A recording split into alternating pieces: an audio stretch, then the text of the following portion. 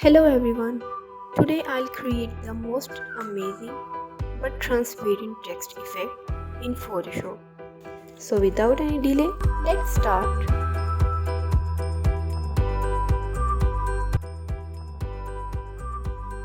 Just set your document with the background image and select any shape.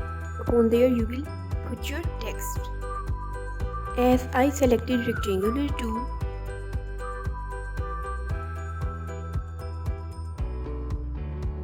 and write your text.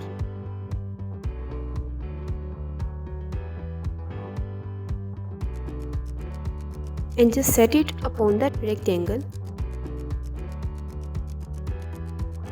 and make only group with it.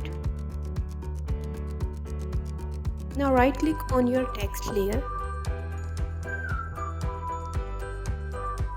Right click exactly in this rectangular box and select pixels. Now select your rectangular first and go to layers and layer mask and select hide selections.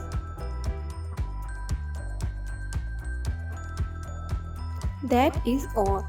Just hide your text from layer panels and you will see the result. That's all. Thank you for watching.